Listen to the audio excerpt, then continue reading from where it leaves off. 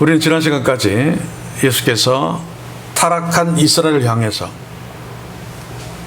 열매 없는 무화과나무의 비유로, 또 겨자씨와 누룩의 비유로 책망하셨습니다.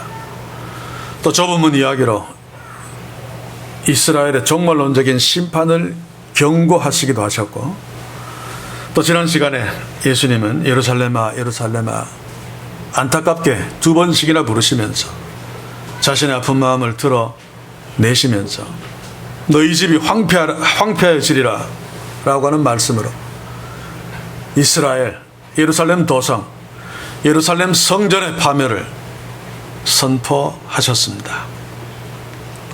그런데 누가는 이제 오늘 우리가 보는 14장에 오면 장면이 완전히 바뀌어 버립니다.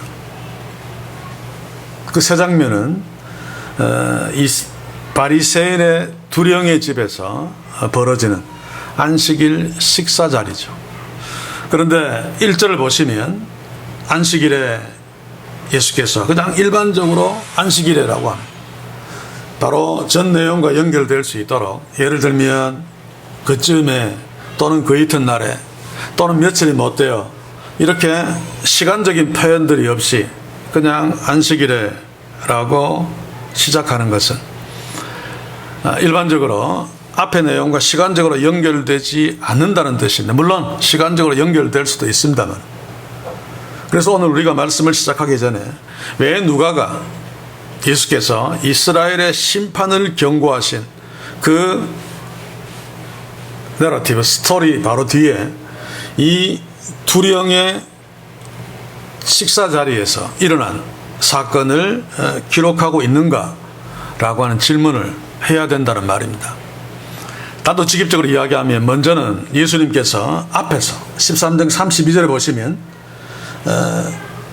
가르사대 가서 여우에게 이르되 오늘과 내일 내가 귀신을 쫓아내며 병을 낫게 하다가, 예수께서 아무리 헤롯이 나를 위협한다 할지라도 내가 십자가에 달려 죽기 전까지 내가 할 일을 할 것이다, 귀신을 쫓아내고 또 병든 자들을 치료하는 일을 할 것이다 라고 말씀하신 그 예수님이 말씀대로 오늘 본문에서도 거창병 환자를 치료하시는, 예수님이 하신 말씀대로 하신 약속대로 이루시는 그 예수님을 보여주기 위함입니다. 사랑하는 성도 여러분, 우리 주님은, 우리 하나님은 시건치 않으시는 분이십니다. 말씀하셨으면 그대로 이루시는 분이죠.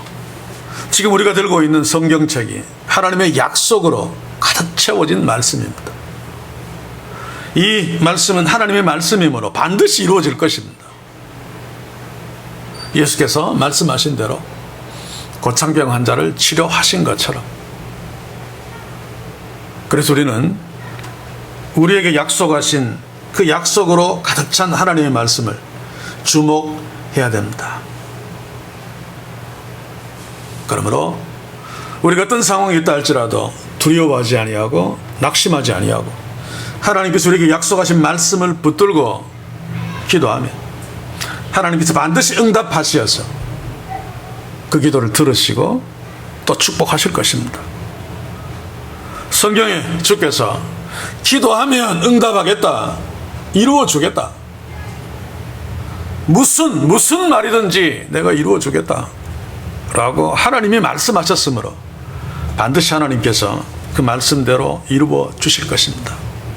그러므로 낙심 대신, 두려움 대신, 그래도 두렵다면, 그래도 낙심이 된다면 더 간절하게 주께 엎드려 기도합시다. 주께서 우리의 기도에 응답하시고 우리를 그 낙심에서, 두려움에서 건져내시고 감사하며 기뻐할 수 있도록 축복해 주실 것입니다. 누가가 이스라엘 심판 뒤에 이 바리새인 두령의 집에서 이러한 일을 기록한 두 번째 이유는 이 사건을 통해서 주께서 계속 이스라엘에게 말씀하시고 책망하셨음에도 불구하고 이스라엘은 전혀 변하지 않았다 라고 하는 것을 보여주기 위함입니다. 또 이스라엘 저 갈릴리 지역에서나 아직은 예루살렘 유대로 가지 않았습니다만 저 아래 갈릴리 지역에서나 어디에서도 전혀 다르지 않게 죄로 물들어 있는 타락한 이스라엘을 보여주고 있습니다. 누가복음 6장 7절을 한번 봅시다. 서기관들과 바리새인들이 예수를 송사할 빈거를 찾으려 하여 안식일에 병 고치는가를 엿보니. 오늘 우리가 볼 이 안식일날 기록 훨씬 이전에도 그들은 이런 짓을 했습니다. 엿보는 짓을. 시간이 한참 지난 오늘 여기에서도 전혀 그들은 달라지지 아니하고 또 예수님을 엿보는 짓을 하고 있습니다. 왜 그렇습니까? 예수님이 이미 시작하셨듯이 하나님 나라의 변화가 아니라 이스라엘의 죄로 물든 타락상을 누룩비유로 말씀하셨듯이 그 누룩이 온덩이에 다 퍼져버렸듯이 이스라엘 전체에 갈릴리, 사마리아, 유대, 베레아 할 것 없이 누룩이 온덩이에 퍼져 있듯이 죄로 만연되어 있는 모습을 지금 이 사건을 통해서 누가복음 독자들에게 또 우리에게 보여주고 경고하고 있는 것입니다.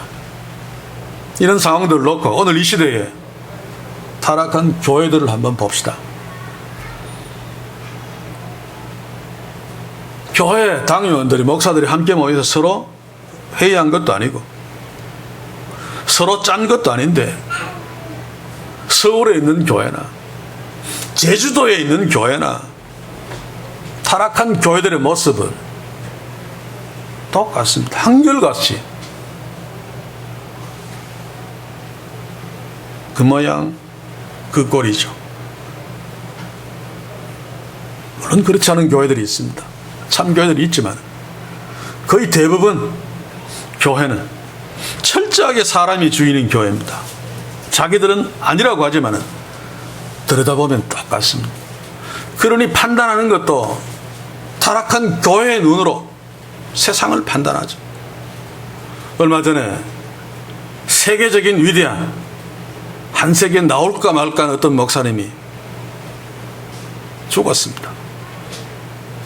교회들은 물론 과도 있지만은 위대한 일을 했다. 아무도 하지 못했던 엄청난 교회를 만들었다. 라고 칭찬 일색입니다.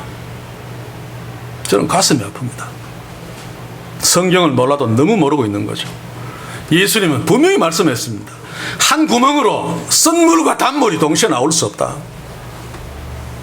그가 교회 돈을 이용하고 자식들에게 퍼본 그 범죄, 그 쓴물 한 구멍에서 나온 것입니다. 그럼에도 불구하고 겉으로 보기에 이루어놓은 그것을 보고 위대한 주의 종이다. 아닙니다. 아닙니다. 그런데 그런 평가를 하고 있는 한국교회는 똑같이 타락한 교회이기 때문에 그렇게 볼 수밖에 없죠. 개 눈에는 똥밖에 보이지 않으니. 사는 성도 여러분, 우리는 오늘 이 시대 타락한 교회들의 모습을 보면서 서울이나 제주도나 전혀 다르지 않는 모습으로 서 있는 인간이 주인인 교회, 하나님은 열심히 불러도 하나님이 없는 교회, 축복에는 민감하지만 기적과 은사에는 열광하지만 살아계신 하나님께는 전혀 반응하지 않는, 그것은 하나님의 말씀에 대한 무관심과 하나님의 말씀에 대한 무지로 입증되는 것입니다. 이게 오늘 한국교회의 현실입니다. 예수님이 누룩이 온동이에 퍼져버린 이스라엘의 만연된 범죄를 지적했듯이 오늘 그 누룩 비유는 이 시대 한국교회를 예수님이 지적하고 있다는 사실을, 우리를 지적하고 있다는 사실을 우리가 잊지 말아야 할 것입니다. 그럼에도 불구하고 이스라엘이 전혀 변하지 않듯이 한국교회도 전혀 변하지 않고 있습니다. 아니, 더 나빠지고 있습니다. 커지기만 커지고 있지 주님이 기뻐하시는 뜻대로 변하고 있지 않습니다. 왜입니까? 하나님의 말씀을 주목하지 않기 때문입니다. 하나님의 말씀에는 관심이 없기 때문입니다. 그래서 우리는 이런 죽은 시대에 정신을 차리고 하나님 앞에 설 수 있길 바랍니다. 우리는 믿습니다. 우리 교회와 우리는 하나님께서 마지막 시대에, 죽은 시대에 남겨놓으신 생명의 그루터기인 줄 믿습니다. 그렇기 때문에 더더욱 깨어서 주의 말씀 앞에 서야 됩니다. 그러므로 열매 없는 무화과나무 같은 잎만 무성한 교회들, 겉은 번지르한 겨자나무 같은 교회들, 그러면서 속은 누룩이 확 퍼져 있듯이 죄로 만연된 교회들, 그런 교회들 가운데서 우리와 우리 교회는 하나님이 기뻐하시는 회개의 열매가 있는 교회, 비록 겉은 초라하다 할지라도 누룩이 퍼져 있듯이 죄가 퍼져 있지 아니하고 누룩이 전혀 없는 진설병처럼 하나님이 기뻐하시는 거룩한 교회 공동체로서는 그런 축복이 우리와 우리 교회에 넘치기를 주의 이름으로 간절히 소원합니다. 이제 본문 1절 2절을 함께 봅시다. 한번 읽어보겠습니다. 안식일에 예수께서 바리새인의 한 두령의 집에, 자, 직역하면 바리새인들의 한 지도자의 집에 떡 잡수시러 들어가시니 저희가 엿보고 있더라. 엿보지 않았습니다. 저희가 유심히 살펴보고 있더라. 자, 안식일 예배를 마치면 그 지역에 어떤 유지 중에 한 사람이 자기 집에서 안식일 식사 자리를 마련하고 유수한 사람들을 초대하는 것이 당시의 유대인들의 전통적인 관습이었습니다. 오늘 이 장면이 바로 그 장면이죠. 요세푸스에 의하면 안식일 식사는 유대 시간으로 6시, 다시 말해서 우리로 치면 정오에 보통 시작되었다라고 기록하고 있습니다. 그러니 유대인들이 보통 날에는 하루에 2번 식사하는데 늦은 아침을 먹죠. 10시에서 11시쯤. 그래서 한두 시간 늦게 정오에 지금 안식일 예배를 마치고, 안식일 예배가 생각보다 굉장히 깁니다. 그죠? 랍비가 막 성경도 막 강의하고, 그리고 한두 시간, 평소보다는 한두 시간 늦게 정오에 아침 식사를 했던 것 같습니다. 자, 그런데 유대인들에게는 참 편리한, 감사한 일입니다. 왜냐하면 안식일에는 식사 준비를 할 수 없죠. 그래서 그 전날 다 준비해야 되는데, 한 유수한 부자가 그 전날 음식을 많이 준비해서 안식일 예배가 마친 뒤에 그 식사 자리를 마련하고 사람들을 초대해서 함께 먹는다면 한 끼 정도는 준비하지 않고 그냥 먹을 수 있으니까 아마 많은 도움이 되었을 것입니다. 자, 그런데 문제는 이 안식일 식사 자리에 예수님이 초대되었다는 사실이고, 오늘 우리 성경에 고창병으로 번역한 그 고창병든 환자도 초대되었다는 사실입니다. 고창병 환자가 거기에 있었다는 것은 초대되었다는 뜻입니다. 당시 유대인들의 안식일 식사 자리에 예수님이 초대된 것은 좀 이상합니다. 왜냐하면 그 지역에 존경 많은 랍비나 고위층들이 보통 초대되는데 시시한 사람들은 초대하지 않습니다. 왜냐하면 식사 자리가 무슨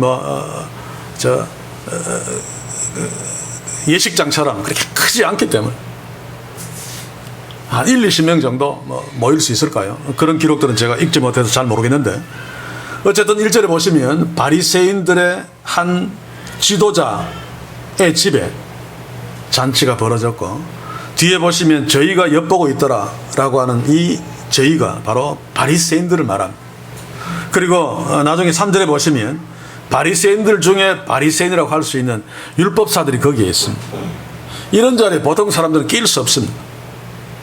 자, 그런데 예수님은 그때까지 바리새인들과 나를 세우면서 계속 대립했던 관계고, 또 예수님은 일반 대중들에게는 환호를 받고 존경을 받았지만 세리와 죄인들과 창기들과 어울린 그런 격조낮은 아주 저속한 랍비였기 때문에 바리새인과 서기관들에게는 경멸의 대상이었습니다.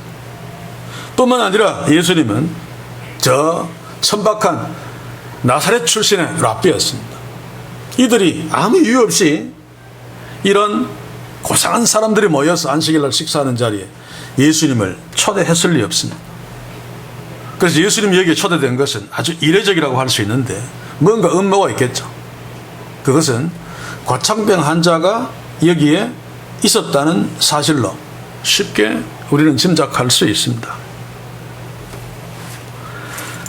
자, 지금 이들은 안식일 식사자를 마련해 놓고 예수님을 초대하고 고창병 환자도 초대해서 예수님을 어떤 함정에 빠뜨리려는 셋들을 만들어 놓은 것이죠. 우리는 이미 그들의 불순한 것을 그걸 다 알고 있습니다만 아마 예수님도 이것을 몰랐을 리 없을 것입니다. 그러나 예수님은 그 초대에 응했습니다. 고창병 환자를 미리 아셨겠죠. 그런데 예수님을 초대해 놓고 이들은 예수님을 엿보고 있었습니다. 번역 잘못했습니다. 그렇죠? 이들은 아주 잘난 인간들입니다. 그 허접한 예수 랍비 정도는 무서워하지 않습니다. 그러니까 숨어서 보거나 안 들키려고 엿보고 이런 게 아니고 초대해 놓고 무슨 짓을 하나 보자라고 유심히 관찰했을 따름이죠. 왜냐하면 그들이 이미 함정을 파놓았기 때문에. 고창병 환자를 보면 쉽게 알 수 있습니다. 우리 한글 성경에는 우리 한글 개혁을 봅니다만 고창병으로 번역했지만 개정 개혁에는 수종병으로 번역했습니다. 이 번역은 잘 수정했습니다. 헬로 원문에 보시면 이 고창병을 휘토로 파코스인데 휘토로는 물을 의미합니다. 물과 관련된 질병을 갖고 있는 자. 무슨 말인가 하면 심장이나 간이나 콩팥에 이상이 있어서 몸 구석구석에 물이 차서 막 붓는 병, 요즘으로 친다면 신부전증 정도 될 것입니다. 굉장히 심각한 병이죠. 고대 사회에서는 더더욱 그렇습니다. 그래서 이 병에 걸리면 그렇게 물을 많이 마신다고 합니다. 물이 막 이렇게 필요하니. 그리고 계속 지속되면 물로 찬 살이 썩어서 결국 죽게 되죠. 그래서 유대인들은 이런 병에 걸린 사람들을 보고 이들은 과거에 돈을 너무 밝히거나 탐욕스러운 자들이었기 때문에 하나님이 수종병으로 벌하셨다라고 생각했습니다. 그런데 율법을 잘 지키는 고상한 자들이 안식일 예배를 마치고 고상하게 모여서 식사하는 자리에 이런 불의한 자, 하나님께 저주받은 자를 초대했다는 것은 말이 안 되죠. 그런데도 그들은 초대했습니다. 왜냐하면 예수님을 함정에 빠뜨리기 위해서.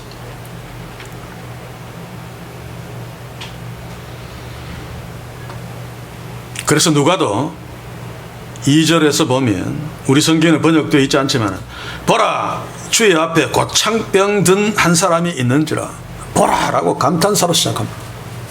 말도 안 되는 소리다 그 말이죠.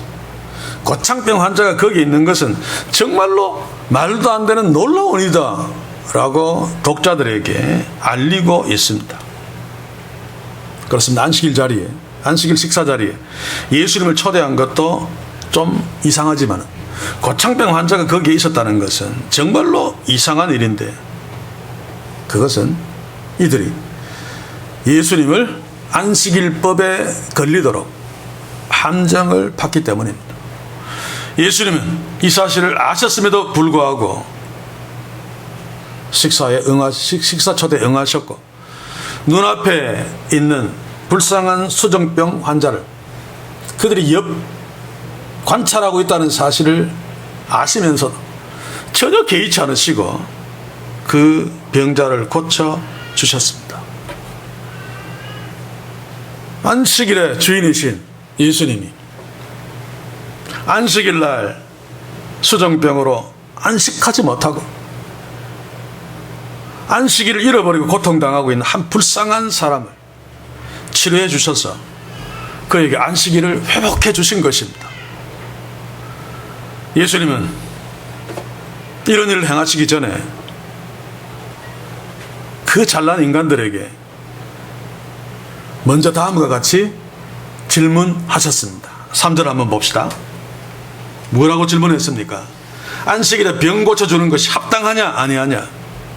여기 합당하냐라고 하는 말은 안식일에 병 고쳐주는 것이 율법에 어긋나지 않게 합법적인 일이냐 아니면 불법적인 일이냐라고 묻는 것입니다.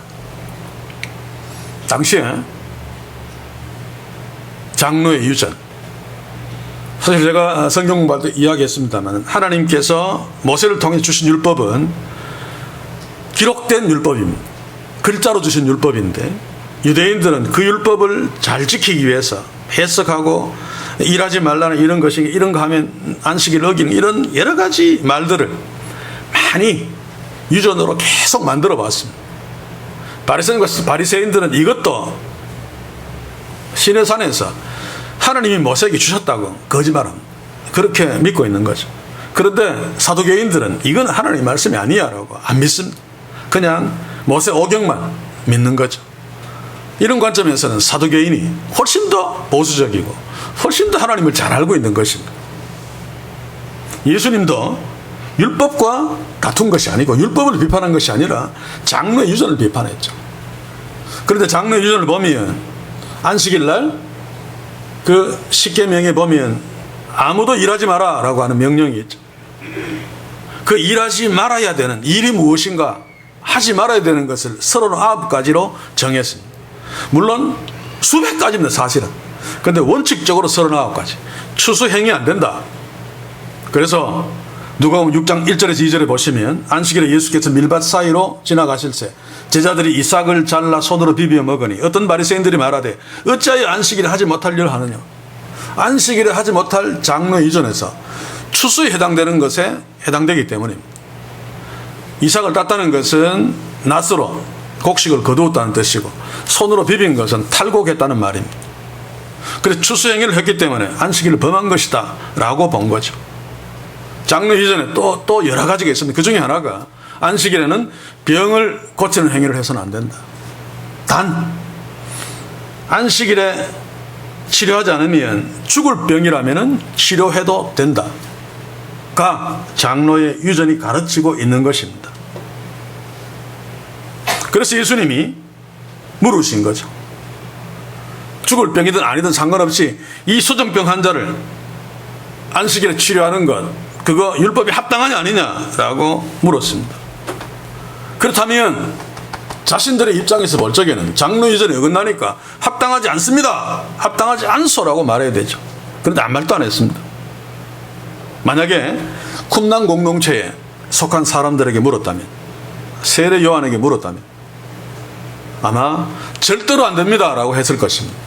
그들은 안식일에 인간이 생명을 유지하는 최소한의 일 말고 숨쉬고 먹고 또 화장실 갈 때 좀 걸어가고 이런 것 말고 죽을 병에 걸린 병자라도 치료하면 안 된답니다. 그러니 절대로 안 됩니다라고 했겠죠. 그런데 이 율법자들과 바리새인들은 아무 대답도 하지 않았습니다. 4절을 한번 봅시다. 저희가 잠잠하거늘 예수께서 그 사람을 데려다가 고쳐보내시고. 왜 잠잠했을까요? 몰라서요? 아닙니다. 이들은 불법이다 라고 말하면 혹시라도 예수님이 겁먹고 과창병 환자, 수정병 환자를 치료하지 않을까봐 아무 말도 안 했습니다. 됩니까? 그들의 목적이 예수님이 그 병자를 안식일 날 치료함으로 말미암아 안식일 규례를 어기도록 만드는 것이 그들의 목적이기 때문에 그런 거죠. 아주 야비한 인간들입니다. 그래서 오늘 4절의 침묵은 6절의 침묵과는 조금 다릅니다. 6절에 보시면 저희가 이에 대하여 대답지 못하니라. 원문대로 보시면 저희가 이에 대하여 반박하지 못하니라. 이때는 할 말이 없는 거죠. 그래서 할 수 없이 아무 말도 못했는데 4절에서는 예수님이 안식일 구례를 범하도록 하기 위해서 불법입니다 라고 하는 말을 하지 않았습니다. 4절 다시 봅시다. 13장 12절과 같이 봅시다. 13장 12절을 제가 먼저 읽을게요. 예수께서 보시고 이 뭐야? 예수께서 보시고 불러 이르시되 여자야 네가 네 병에서 놓였다. 제가 한 장을 더 넘겨 버렸습니다.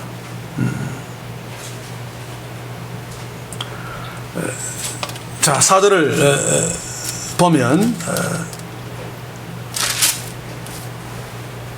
저희가 잠잠하거늘 예수께서 그 사람을 데려다가 고쳐 보내시고 예수님은 잠잠한 그들을 아랑곳하지 않고 환자를 고쳐 보냈습니다. 자, 4절을 다시 보시면 고쳐 보내시고 해서 보내시고를 원문대로 좀 주목할 필요가 있습니다. 여기서 보내시고는 누가복음 13장 12절에 예수께서 보시고 불러 이르시되 여자야 네가 네 병에서 놓였다. 이전 안식일에 18년 동안 허리가 꼬부라져서 사탄에게 매여서 꼬부라져서 있는 자의 그 여인의 병을 고쳐주시고 네가 네 병에서 놓였다라고 할 때 이 놓였다가 여기에서 보내시고와 같은 단어입니다. 그래서 고쳐 보내시고는 번역을 바르게 한 것은 아니죠. 고쳐 놓아주시고 라고 번역해야 됩니다. 무슨 말인가 하면 예수께서 18년 동안 고통당하는 그 여인에게도 그 병 때문에 안식일 날에도 안식하지 못했던 그 여인의 병을 고쳐주시면서 넌 이제 그 병에서 해방되었다. 놓였다는 말은 풀어지다, 해방되다라고 하는 뜻이거든. 놓였다, 해방되었다. 그러니 안식일을 마음껏 누려라. 이런 의미입니다. 여기에서도 예수님이 고쳐서 놓아주신 것은 안식하지 못하도록 안식을 잃어버리게 만든 그 수종병에서 놓아주시어서 이제는 안식일을 누릴 수 있도록 자유를 주셨다는 말입니다. 아마 이 환자는 이후에 어쩌면 정식으로 안식일 식사 자리에 초대받게 될지도 모릅니다. 아무튼 예수님이 이 수종병 환자를 그 병에서 놓아주셔서 안식일을 회복시켜 주셨습니다. 그런데 오늘 본문을 보시면 예수님이 어떻게 고쳐셨는지 누가가 설명하지 않고 있죠. 다른 데서 보시면 눈에 진흙을 바르시고 이런 어떤 것들을 표현하는데 여기서는 단순히 뭐라고 말합니까? 데려다가 고쳐 보내시고.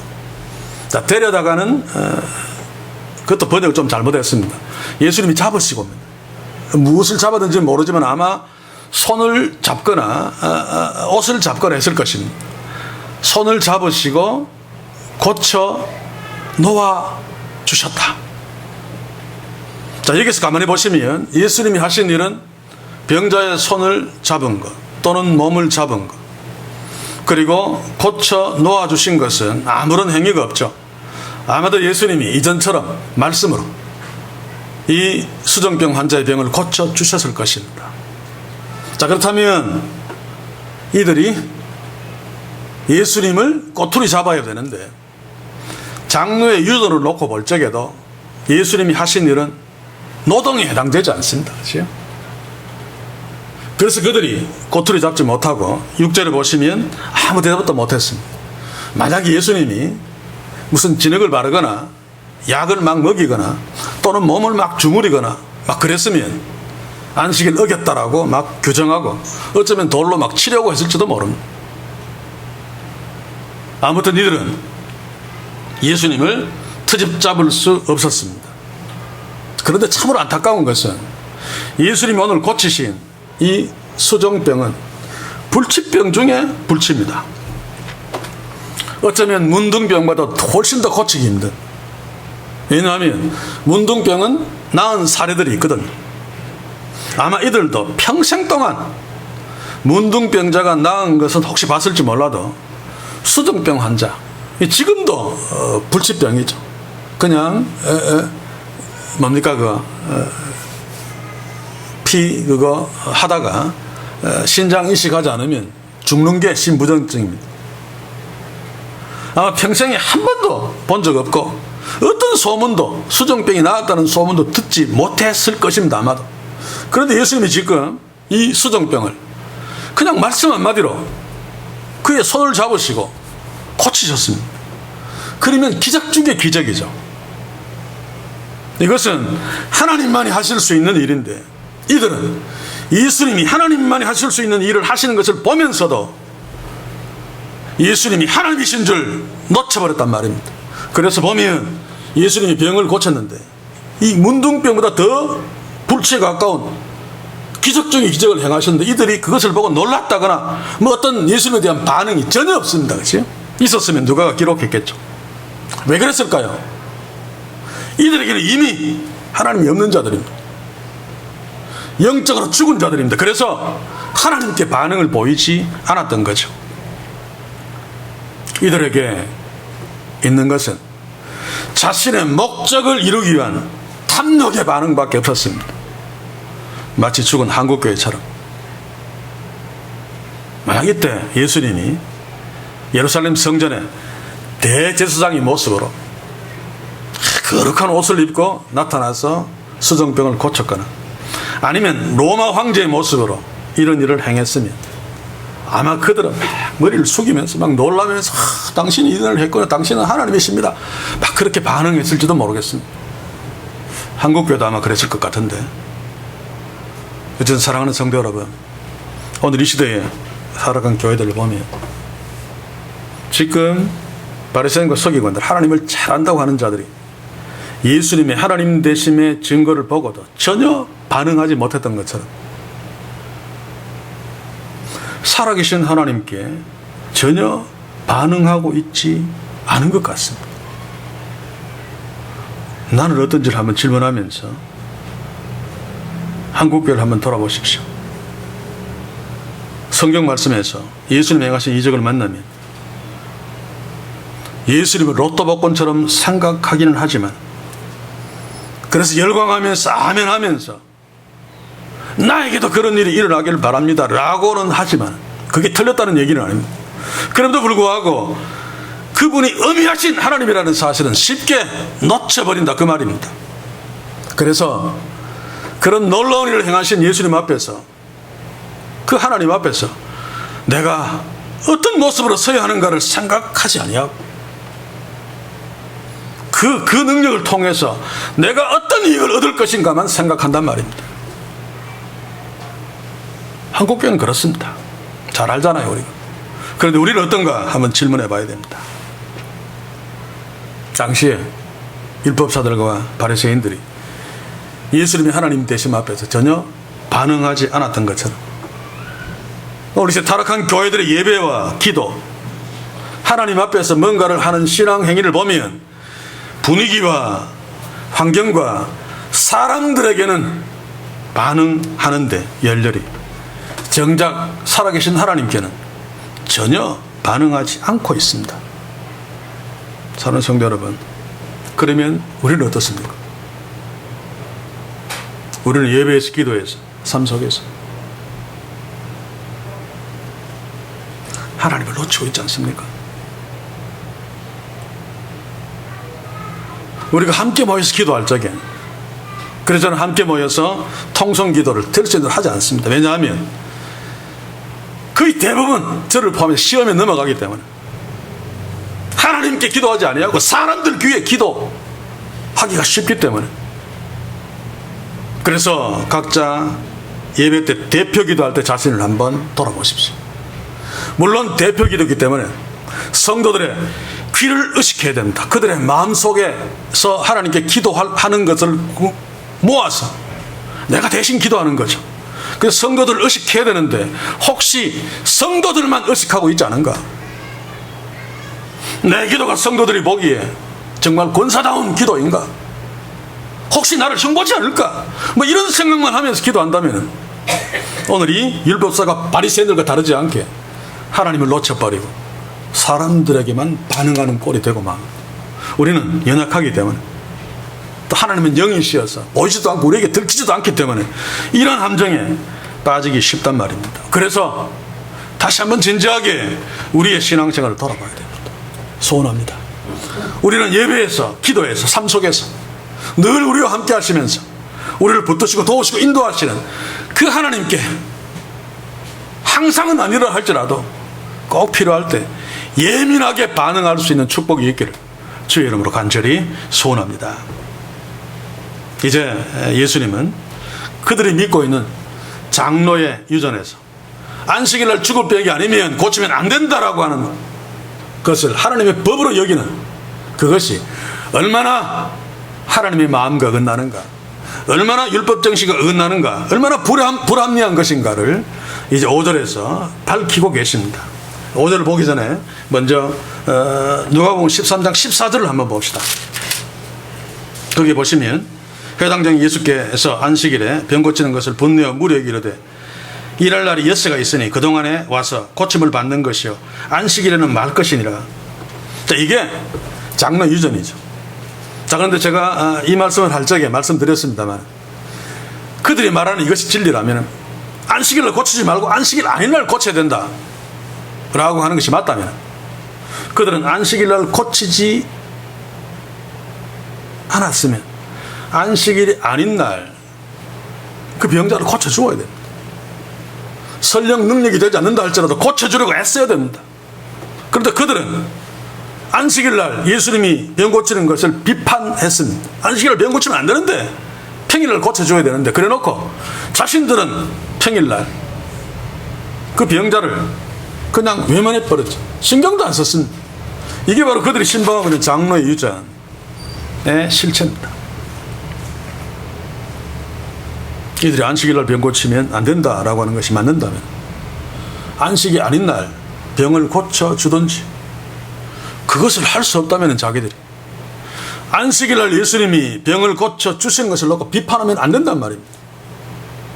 안식일날 병 때문에 안식하지 못하는 병자를 예수님이 긍휼히 여겨주셔서 그 병을 고쳐서 그에게 안식일을 회복시켜 주셨다면 율법사들과 바리새인들이 정말로 하나님의 율법인 안식일을 지키기를 정말로 애쓰고 그 안식일을 귀중하게 여겼다면 오히려 안식일을 회복시켜 주신 예수님께 감사하면서 오히려 예수님께 박수 쳐야 마땅합니다. 그러나 그들은 그렇지 않았습니다. 왜입니까? 그들은 안식일 법에서 하나님의 마음을 읽으려고도 하지 않았습니다. 물론 그들에게 하나님이 없기 때문에 당연한 것일지는 모르겠습니다만 그들은 안식일 법을 놓고 하나님의 법이 이렇다, 그래서 안식일날 일하면 안 되고 병자라도 죽을 병에 걸린 자가 아니면 고치면 안 된다라고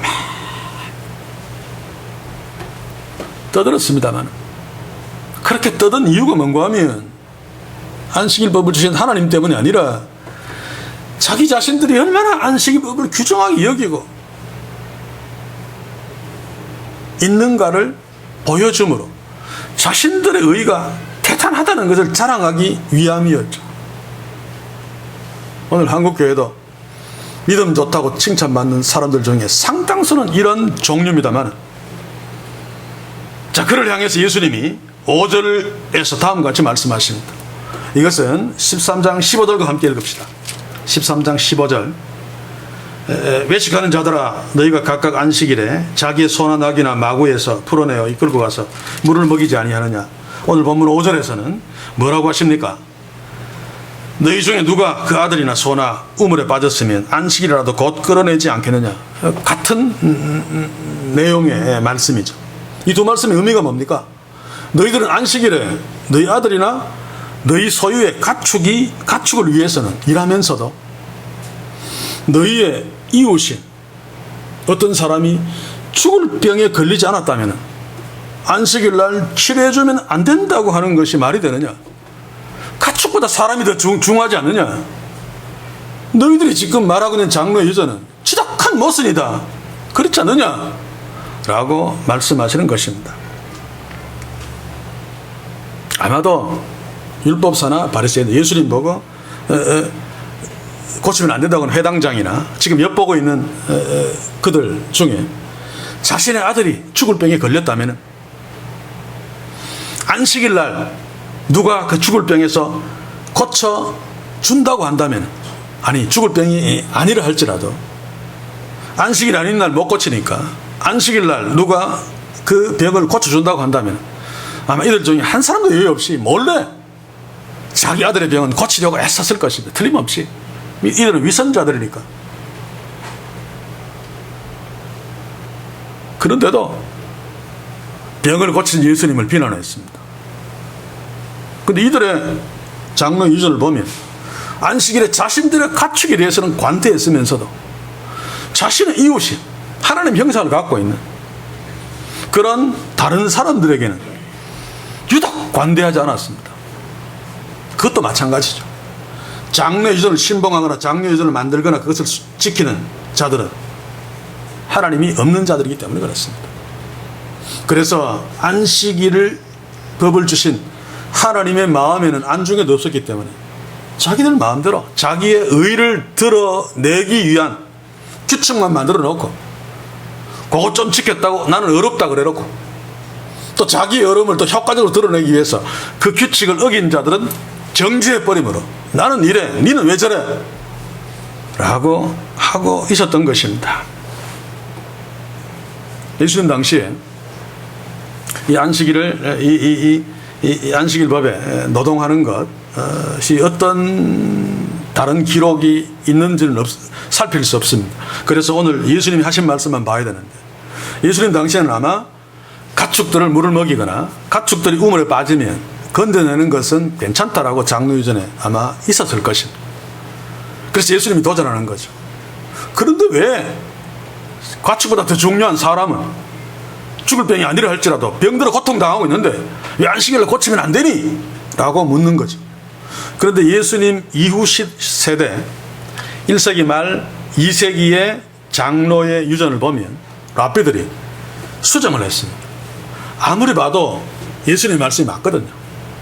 안식일 날 가축들을 막 우물에서 건져내는 것도 일하는 건데 그거는 괜찮고, 비록 죽을 병이 아니라 할지라도 병든 자를 치료하지 않는 것은 안 된다. 이건 좀 말이 안 되니까 뭐라고 고쳤는가 하면 안식일에 가축이 물에 빠지면 직접 끌어내서는 안 된다.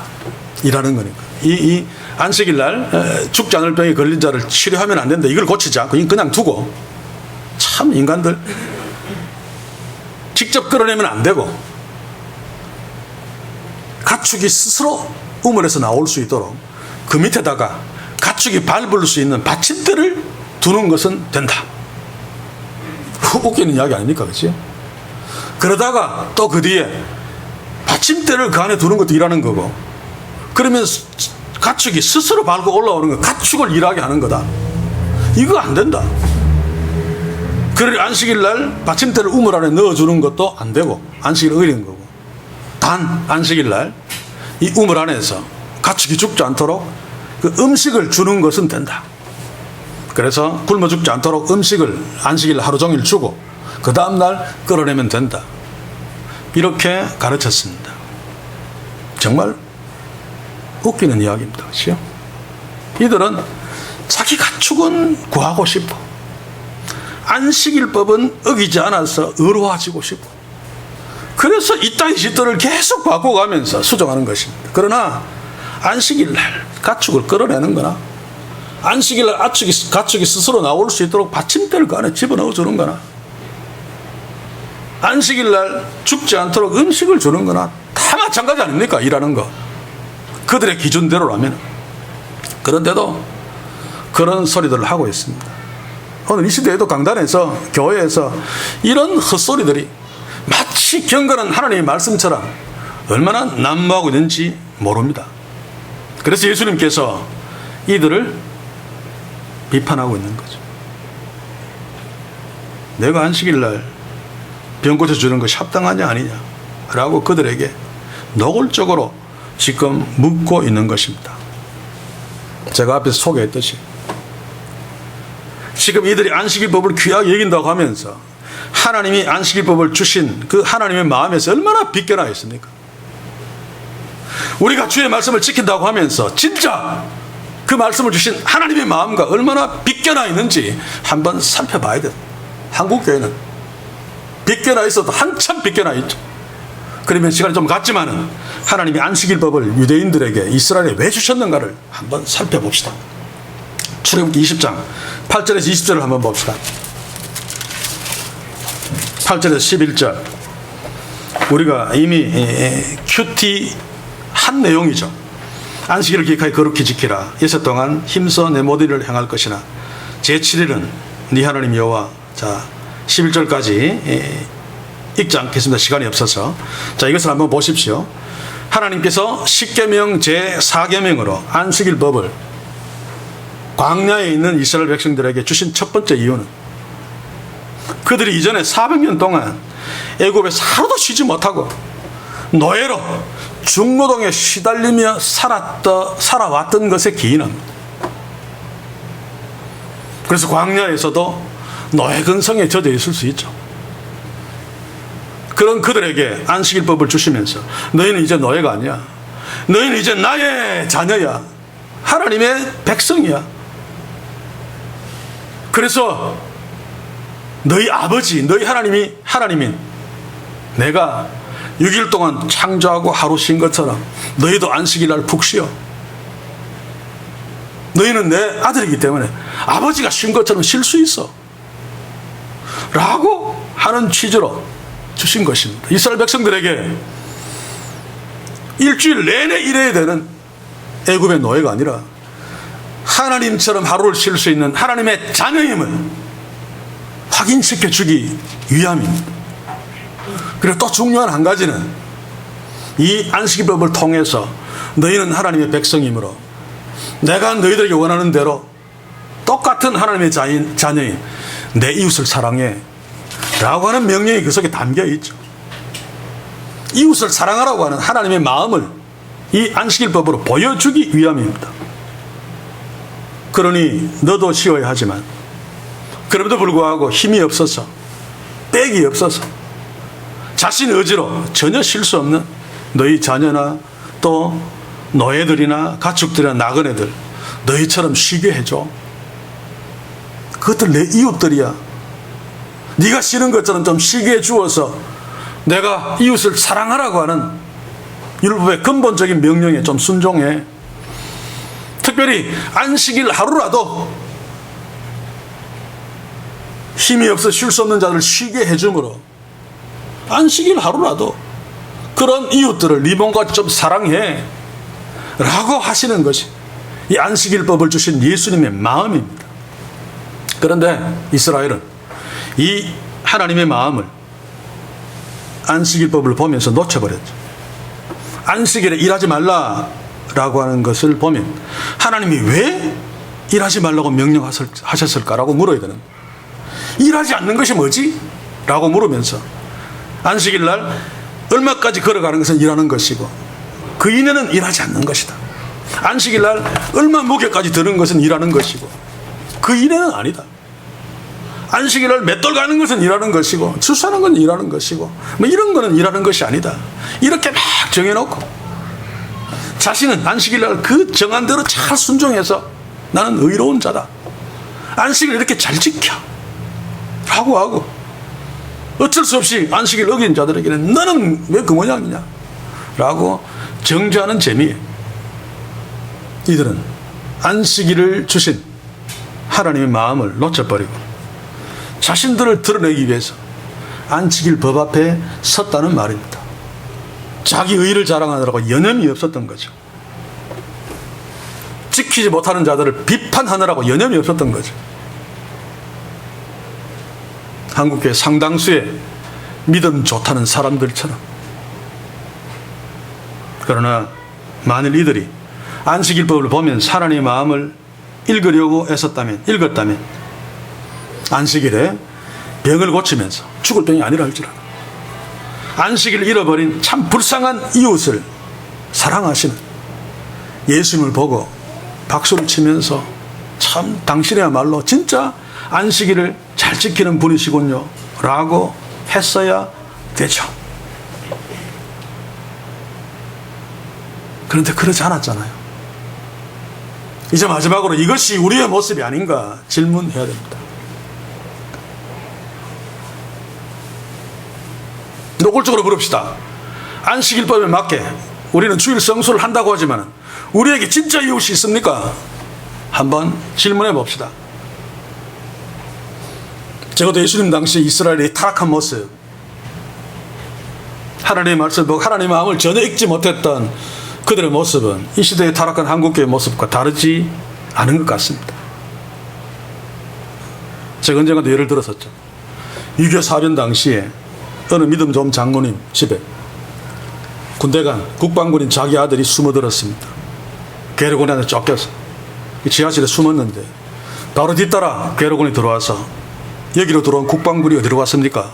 라고 물으니까 아들은 살리고 싶지만 그러나 하나님의 말씀에 순종하는 것, 하나님이 더 중요하니까 지하실에 있습니다라고 거짓말 못해서 가르쳐 주었어.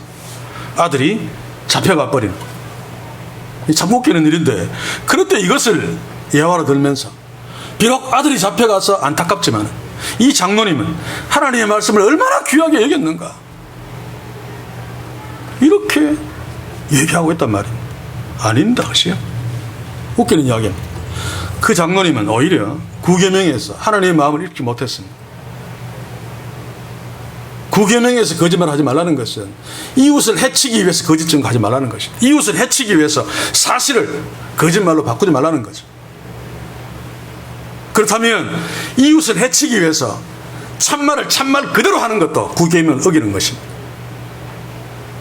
이웃을 해치지 않기 위해서 참말을 거짓말로 바꾸는 것은 구계명을 어기는 것이 아닙니다. 하나님의 마음이 바로 그것입니다. 그런데 거짓말을 문자대로 사실을 사실대로 말하지 않는 것을 거짓말로 규정하고 이것은 다 죄다. 저도 어릴 때 그렇게 배웠습니다. 그것은 하나님의 마음을 놓쳐버린 거죠.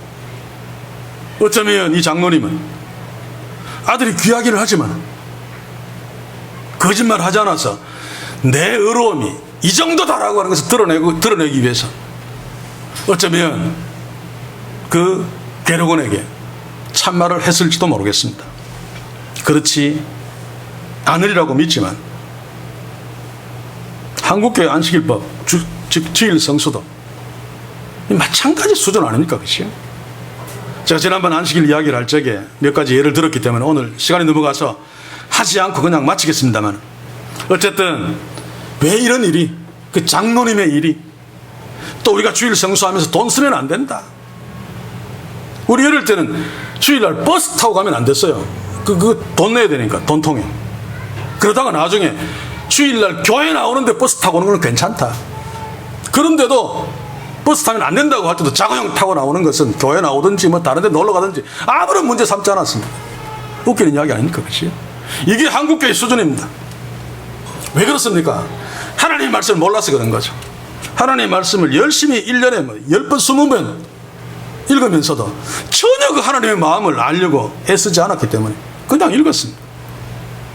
나는 1년에 성경 10독 했다라고 하는 자기 의의를 드러내기 위해서. 방언기도가 한국에서 유행하는 이유도 뭡니까? 누가 고린도서 12장에 14장에 있는 하나님의 말씀을 엉터리로 해석했기 때문 아닙니까? 그래서 우리는 하나님의 말씀을 좀 제대로 연약한 인간이기 때문에 완벽하게 알 수는 없더라도 할 수 있는 데가 노력해서 최대한 바르게 알려고 애써야 됩니다. 하나님의 말씀을 아전 인수격으로 이해하고 순종하면 순헛방이죠. 우리는 그래놓고 나는 하나님의 말씀에 잘 순종했다 라고 혹시 착각하고 있는 분이 없는지 모르겠습니다. 그래서 제가 늘 강조하듯이 열심보다 더 중요한 것은 정확함입니다. 하나님의 말씀을 바로 알고 한 말씀이라도 순종하는 것이 하나님을 기쁘시게 하는 일이라는 사실 우리가 잊지 말아야 됩니다. 그렇지 않으면 언제든지 이단에게 빠질 수 있습니다. 그렇기 때문에 저는 설교할 때 하나님의 말씀의 1차적인 의미를 밝히려고 정말 애쓰고 있습니다. 정말 힘든 작업이지만은 하고 있습니다. 그래야지 우리가 한 말씀을 순종해도 하나님을 기쁘시게 하는 순종일 수 있기 때문에 그래서 더욱 안타까운 것은 기독교 방송을 보면 성경 공부하는 거 보면 기가 막힙니다. 그래서 우리는 정신을 차려야 됩니다. 그래서 다시 한번 부탁합니다. 제가 수요일날 성경 공부하는 거나 주일날 말씀 전하는 것 좀 힘들고 어렵더라도 귀를 기울이셔야 됩니다. 언제까지 사자 이야기를 하면서 사자 그림책만 보고 앉아 있으려고 하십니까? 힘들더라도 주의 말씀에 귀를 기울여 주의 말씀의 뜻이 무엇인지 하나라도 깨달아 그 말씀대로 순종함으로 진짜 하나님을 기쁘시게 하며 진짜 하나님이 주시는 축복을 누리는 그런 믿음의 삶, 그런 순종의 삶, 그런 신앙이 우리에게 주님 오시는 그날까지 풍성하게 계속되는 축복이 있기를 주의 이름으로 간절히 소원합니다. 기도합시다. 주여, 오늘 예수님을 비난했던 또 엿보았던 율법사들과 바리새인들은 세상에서 자기들이 하나님을 가장 잘 믿는다고 여겼지만 그러나 예수님 보시기에는 지옥 백성에 불과했습니다. 오늘 이 시대를 살고 있는 우리들 두려운 마음으로 이 말씀 앞에 섭니다. 타락한 한국교회 안에 있는 저희들 이 불의한 큰 물에 흘러가지 아니하고 거슬러 가기를 소원합니다. 그 힘은 주의 성령으로 말미암은 말씀의 능력밖에 없음을 저희들이 압니다. 말씀에서 나타난 십자가의 능력밖에 없음을 저희들이 압니다. 주의 성령이여 또 오셔서 우리가 능력의 말씀을 늘 가슴에 품음으로 이 세대에 불의한 물결들을 거스리며 하나님을 기쁘시게 하며 하나님의 뜻들을 이루는 삶을 살 수 있는 축복을 허락해 주시옵소서. 예수님의 이름으로 기도하옵나이다. 아멘.